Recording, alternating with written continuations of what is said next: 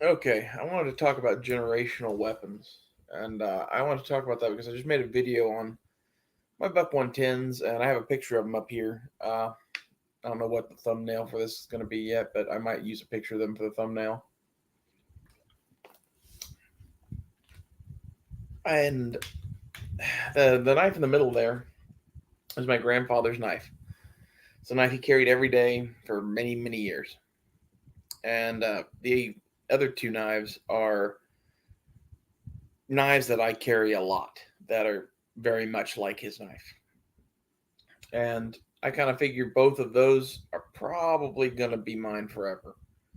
So eventually, these three knives are going to be in either my one of my nephew's hands, probably.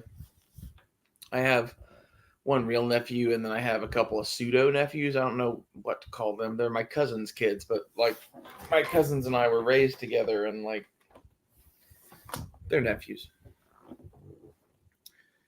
And I think shit like this is cool. And it's cool in guns, it's cool in knives, it's cool in swords. This just happens to be a good example of it that I can talk about here. But like when Ukraine kicked off, the ambassador for Japan sent to Japan for his grandfather's sword and armor. I think that's just cool. It's not like a particularly useful thing in any way, shape, or form. It's just cool. And I like that my EDC blades mimic my grandfather's, at least a little bit. One of them is made by the same company. It's just a budget one that I bought because it was lightweight. His knife is fucking heavy as shit. And I bought this because it's lightweight and I had a good blade on it. And I figured I could pimp it out and do some shit to it. And I did. And I like it. And then the fixed blade is more what I would like to have in an everyday knife. Uh, if you're going to have a folding knife, I think any version of the Buck 110 is a good one to have. I quite like that knife.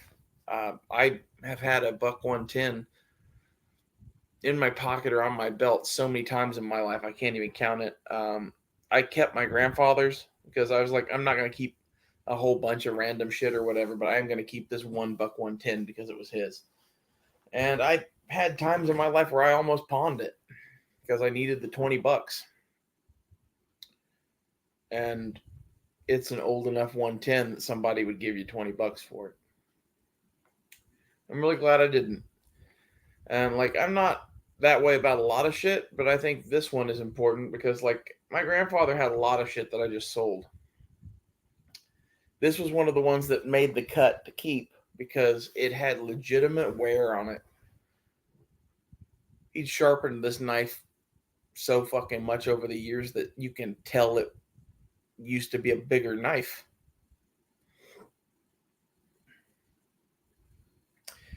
That's why this is the weapon of his that I kept. Like, he had a bunch of other shit too, but like none of it ever got used. None of it was ever really his. Like, it was a 1911 that he, put some fucking bone grips on and threw in a fucking closet.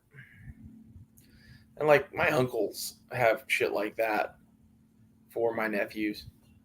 Um, Most of the guns that I got when my grandfather died was shit that he had at the gun show to sell, and a few things that I cherry picked that I really wanted. And I already had quite a large gun collection when that happened. And basically, you can't hang on to everything. A lot of people in the gun community are really sentimental fucks. They'll try to hang on to every gun they buy. So I'll regret it if I let go of this thing. I'm not happy without this thing. Well, when you get done with that, I like the memories and the pictures of owning all the different things that I've owned. And like maybe I just am wired different than most people, but like I've owned more guns in my life than anyone you've ever met, more than likely. I was obsessed with it. I spent over a decade of my life just buying a gun, playing with it, shooting it, getting bored with it, selling it, using that money to buy more guns. And like my goal in doing that was not, to have a bitchin' Instagram. And my goal in doing that was not to own every gun. My goal in doing that was I wanted to try everything. And like the reason why I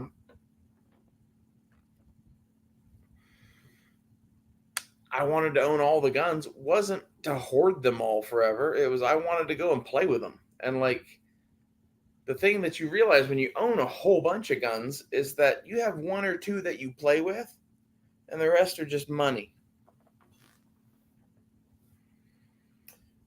Now, there is a little bit of logic to having complete setups just buried in someplace. That's a whole different topic, though. If you're going to do that, that's not a gun collection. That's a cache. Different topic.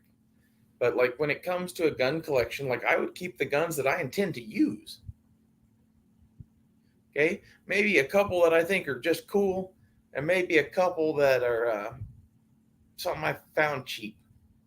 That would be like my entire gun collection. I wouldn't like try to go and get one of every fucking Mosin or whatever. Like Ian's book on French rifles is amazing.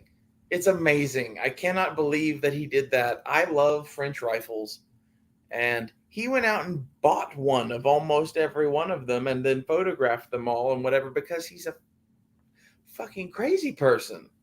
Like, don't be like Ian. Enjoy Ian's work. Look through the book. Maybe go to a gun show and handle a few. Talk to people like me and Ian who've owned a bunch of these French rifles, and then buy one. That's what the book is for. That's why people like Ian and I exist. We're crazy. Don't be like Ian and I. Don't be like my friend, New Thomas Edison. That's his handle on Instagram anyway. It's a friend of mine here locally that he has an obsession with cheap, useless guns. If it's less than $100 and barely functions, oh man, he's gonna buy it. And like, I get it. I was that way too, especially on shit you can fix. Shit like that you can buy and fix is cool as fuck. And mad respect to the young man. But at a certain point, you need to realize that you have like 5-gallon buckets full of fucking handguns. It's pretty dope, really. Now, I'm not bad mouthing someone who has a collection. If you want to have a collection, I've had many collections in my life. I just always found that I wanted more and couldn't quite peg what it was I wanted. And right now, I collect the guns that I need. And instead of collecting like World War II guns, I have a collection of firearms that I have tailored, built, and customized to do the things that I need to do. Like my 1911, I took a bandsaw and a fucking Dremel tool and a belt grinder to that thing. We'll eventually do videos on it. There's other shit like that. Like, don't be afraid to modify your shit. Like, that's one of the things that I really don't get is the stuff that I did to that 1911, I am super happy with. And, like, it looks a little ghetto because I didn't finish it off. But, like, I wanted it to look like a gangster did it in a garage in the 1920s. And I think I accomplished that. If you go on Instagram at P226Nut, you can find pictures of my 1911. It's the one that says Crom on the side of it. You can't miss it. That's a generational weapon. And the reason I did that was I had a whole bunch of shit 1911s that my grandfather left that I took one of those that was a Springfield and made a fucking pimp gun out of it. And I never liked that gun, so I sold it.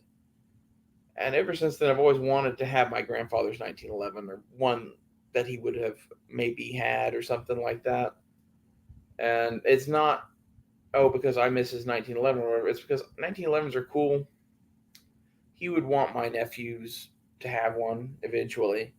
And it doesn't need to be his. And in fact, I think it's much cooler that during COVID, I bought a Remington R1 1911 and gangster modified it, and then built a Tiger Stripe custom made Kydex holster to carry it and the light I had on it. Now that's the generational 1911 in our family. And I think my grandfather would just be like doing a slow clap if he saw that thing. Because, like, the holster for it carries like a fucking cowboy rig, and it locks the gun in solid, and it comes out quick. And it fits it with a light on it. It has the Streamlight TLR6 for the 1911. It's a bomb rig. And that's what I would focus on generational weapons. Don't go buy, oh, I want a X gun from history. Buy a capability. Buy something of the era you are in. Now, I'm not saying don't buy cool old shit. I bought all of the cool old shit. I just enjoyed it for a while and sold it because, like, in reality, it was just money. And, I'm not a person that needs to own all of the Mosins, I guess. That's just not me. Now, I am at a point where I'm like, man, if I see one really, really nice Mosin Nagant that's a Russian that doesn't have anything wrong with it, I'm going to buy that. I would have kept the M44 that I bought before Wanamaker, but it was a Romanian, not a Russian, and that meant it was worth more to sell it than it was to me. And it had something weird with the stock that it didn't have its cleaning rod hole drilled. And I like a cleaning rod on a rifle, as you might know, and especially a Mosin, it has to have one. So, like, that kind of killed it for me.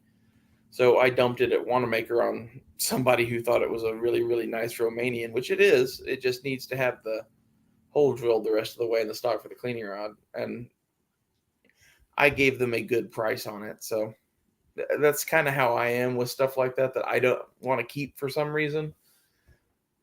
If it's something that I think legitimately needs X, Y, or Z, I usually take that out of the purchase price. And someone thinks they're getting a deal, and if it doesn't bother them, then they are getting a deal. But if it does bother them, then they can pay to fix it. And I think that's pretty square. Like, for someone who, grew up dealing guns at gun shows with little old men, that's getting a pretty fair deal from me.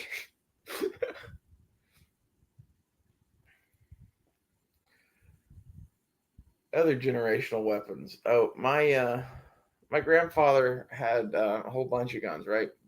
He had a couple of Remington 700s that were heavy barrels with nice scopes on them and whatever.